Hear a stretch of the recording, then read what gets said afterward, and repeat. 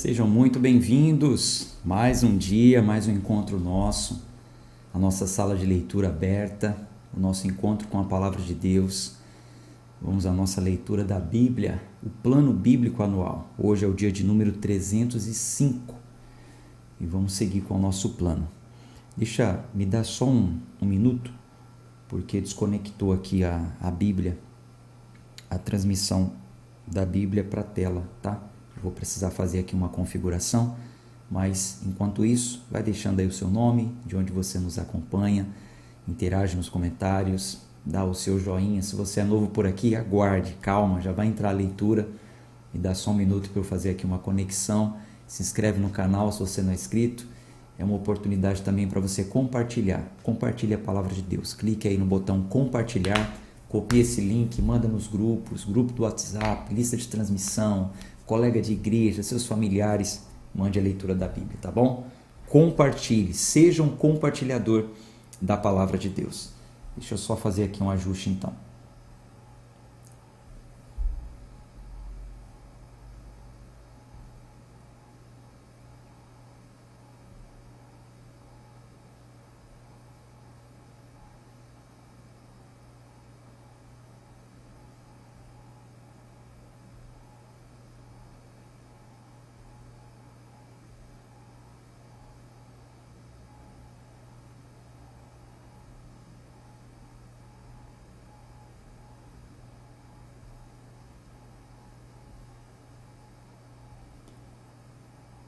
Ok. Pronto. Oremos. Senhor amado, querido Deus, bondoso Pai, misericordioso, aqui estamos mais uma manhã para quem está conosco ao vivo ou no horário que essa pessoa ora. Estamos reunidos em oração, Senhor. Ou ela une a fé dela comigo no horário em que ela está orando, com o mesmo objetivo, o mesmo propósito. Queremos, Senhor, alcançar mais do Teu conhecimento, da Tua sabedoria, da revelação do Teu Espírito, daquilo que foi deixado nos livros sagrados para conduzir o Teu povo, a Tua igreja. Fala o nosso coração, Senhor, ilumine o nosso entendimento. Oramos sempre em nome de Jesus, porque sabemos que é esse nome que nos dá acesso à Tua santa e gloriosa presença, ó Deus. Fala o nosso coração, que assim seja. Amém. Bíblia na tela.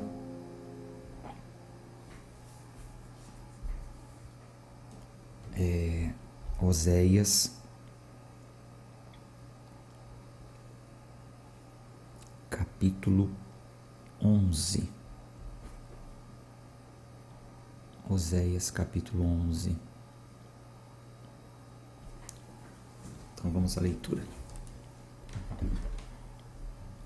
Quando Israel era criança, eu o amei e chamei o meu filho para fora do Egito. Esse versículo aqui é muito interessante porque ele tem também uma importância messiânica. Lembra que no livro do profeta Oséias nós já lemos também uma profecia ou uma importância messiânica em um versículo onde falava que no terceiro dia ressuscitaremos com ele? E aí nós fomos lá no Novo Testamento, aplicando ali a hermenêutica. Então, aqui é mais um versículo que está relacionado com a vida do Filho de Deus, com a vida de Jesus. Assim como Israel, o povo de Israel, foi trazido do Egito para a sua libertação, Jesus também, quando criança, ele foi trazido do Egito. Olha só que interessante. Vamos ver lá em Mateus. Nós já lemos isso esse ano, Mateus capítulo 2, versículo... Vamos ler 2 versículos isolados aqui, mas vocês já conhecem o contexto, né? Naquele contexto de que Herodes queria matar todas as crianças, o anjo apareceu e falou para levarem o menino dali. E o que aconteceu por fim? Versículo 13. E tendo eles partido, eis que o anjo do Senhor apareceu em sonho a José, dizendo: levanta-te, toma o menino e sua mãe e foge para o Egito, e permanece lá, até que eu te informe, pois Herodes há de procurar um menino para matá-lo. Levantando-se, tomou o menino e sua mãe durante a noite e foi para o Egito, e lá permaneceu até a morte de Herodes, para que pudesse se cumprir o que foi dito pelo Senhor através do profeta, dizendo: do Egito chamei o meu filho. Olha que interessante. Para que pudesse se cumprir o que nós estamos lendo aqui no livro do profeta Oséias, capítulo 11, versículo 1. Quando Israel era criança, eu o amei, e chamei o meu filho para fora do Egito. Assim como, naquele tempo, do Egito, o Filho de Deus, o povo de Deus, Israel, foi chamado para a libertação, assim também aconteceu e cumpriu-se essa profecia em Cristo, quando ele foi levado para o Egito e ficou até que o Senhor ordenasse que ele saísse de lá. Israel foi libertada do Egito, do jugo, da escravidão do Egito, porém tornou-se escravo do pecado, como nós temos visto aqui, ao passo que Jesus cumpriu a justiça divina, morreu como sacrifício e expiação pelo pecado no lugar de todo aquele povo, trazendo assim, e de nós também, trazendo assim de uma vez por todas a libertação. Versículo 2: mas como os chamava, assim se iam diante deles, sacrificavam a Balaíns e queimavam incenso às imagens de escultura. Também eu ensinei Efraim a andar, tomando-os pelos seus braços, mas não mas não sabiam que fui eu quem os curou. Atraí-os com cordas humanas, com laços de amor, e fui para eles como os que tiram o jugo de sobre suas queixadas, e lhes dei carne. Então, o Senhor está falando: chamei do Egito Israel, também Efraim, tomei pela mão, ensinei a andar, fiz uma nação grande, forte, mas eles não se atentaram que era eu que os alimentava. Fizeram um pacto contra os deuses, sacrificavam a Balaíns, queimavam incenso. O Senhor os atraiu com cordas humanas, com laços de amor, ou seja, enviou homens, profetas, com cordas humanas, foi tentando puxar o povo: venha, venha, venha, venha, com laços de amor, foi demonstrando amor, graça, perdão, misericórdia, aliviou o jugo de sobre as suas queixadas, deu carne para comer. Versículo 5: ele não retornará para a terra do Egito, mas a Assíria será o seu rei, porque se recusam a retornar. E a espada permanecerá sobre as suas cidades, e consumirá os seus ramos, e os devorará por causa dos seus próprios conselhos. O meu povo é inclinado a desviar-se de mim. Embora chamam ao Altíssimo, nenhum deles o exalta. Como desistiria de ti? Agora aqui é graça, Agora aqui é revelação de graça pura. Mesmo o povo se afastando, indo, não querendo, sacrificando a outros deuses, o Senhor fala: como desistiria de ti, ó Efraim? Como te libertaria, ó Israel? Como te faria como Adimá, que foi destruída, Como poderia tornar-te como Zeboim, que foi destruído também? O meu coração se volta dentro de mim, meus arrependimentos são acendidos juntos. Não executarei o furor da minha ira, não voltarei a destruir Efraim, porque eu sou Deus e não homem, o santo no meio de ti. Eu não entrarei na cidade. Eles andarão após o Senhor. Ele rugirá como um leão quando rugir. Então os filhos tremerão desde o oeste. Eles tremerão como um pássaro vindo do Egito, como a pomba da terra da Assíria. E os colocarei em suas casas, diz o Senhor. Efraim me cercou com mentiras, e a casa de Israel com engano, mas Judá ainda governa com Deus e é fiel com os santos. Então, o Senhor disse: não tem como, eu não vou abandoná-los de vez. Aí você já sabe, enviou a Síria, enviou inimigos, com o objetivo de depois resgatá-los, preservando ali um remanescente de Judá. Capítulo 12. Efraim se alimenta de vento e segue o vento leste. Multiplica a mentira e a destruição diariamente. Fazem pacto com os assírios e o azeite é levado ao Egito. Então, aqui a gente vê que depender de outras nações, confiar em outros deuses como eles estavam, seria como se alimentar de vento, né? É muito ilusório. Aquela sensação de que está cheio, mas é só vento, não sustenta, não é duradouro. Então, Efraim se alimenta de vento, segue o vento leste, multiplica a mentira e a destruição diariamente, fazem pacto com os assírios e o azeite é levado ao Egito. Faziam negócios, né? Mandavam o azeite deles em troca de outras coisas, alianças, como a gente já tem visto. Versículo 2. O Senhor também tem uma controvérsia com Judá, e punirá Jacó segundo os seus caminhos, segundo as suas obras, ele o recompensará. No ventre, pegou seu irmão pelo calcanhar, e em seu vigor teve forças com Deus. Sim, ele teve força sobre o anjo e prevaleceu, chorou e lhe suplicou. Ele o achou em Betel, e ali falou conosco. Sim, o Senhor, o Deus dos exércitos, o Senhor é o seu memorial. Portanto, converte-te a teu Deus, guarda a misericórdia e juízo, e espera em teu Deus continuamente. Ele é teu mercador. As tuas balanças do engano estão em suas mãos. Ele ama oprimir. E Efraim diz: contudo tornei-me rico, e tenho adquirido para mim grandes bens. Em todo o meu trabalho não acharão em mim iniquidade alguma que seja pecado. Mas eu sou o Senhor teu Deus desde a terra do Egito. Eu ainda te farei habitar em tabernáculos, como nos dias da festa solene. Eu também falei pelos profetas, e multipliquei as visões, e propus símiles pelo ministério dos profetas.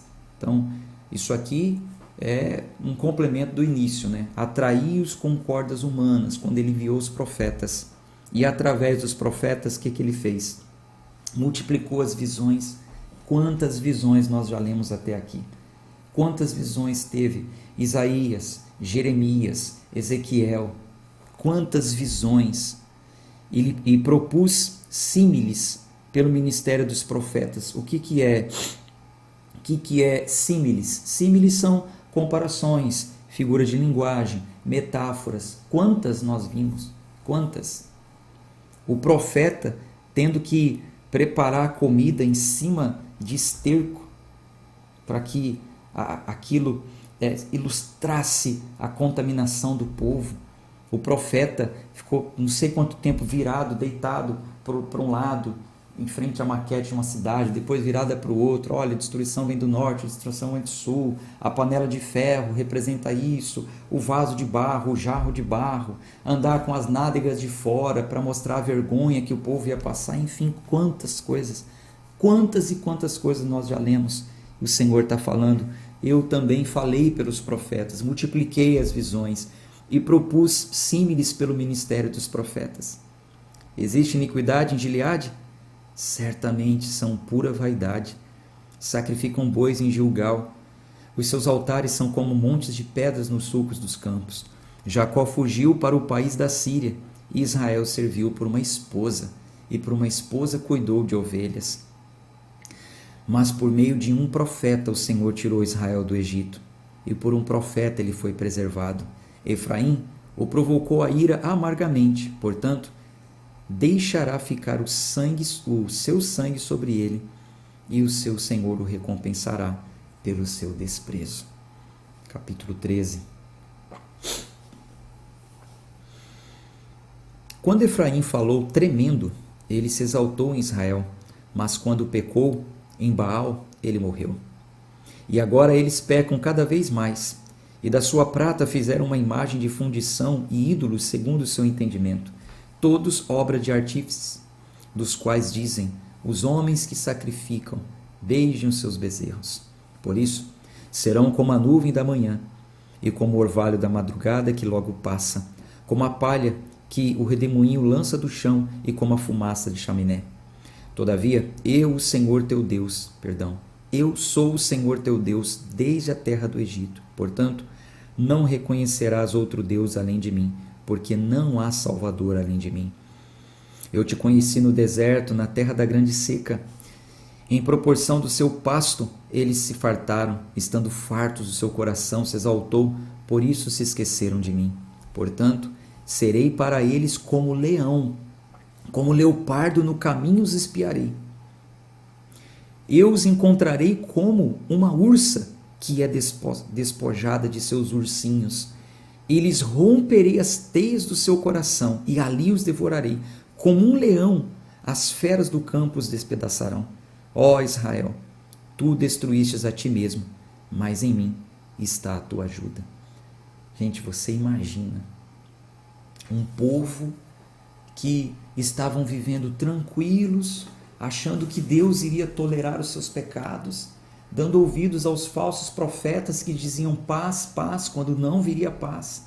De repente o Senhor vem e fala assim: olha, eu vou até vocês como um leão, como um leopardo, como uma ursa que acabou de perder os seus filhotes, rasgando, devorando, despedaçando tudo. Eu vou destruir tudo.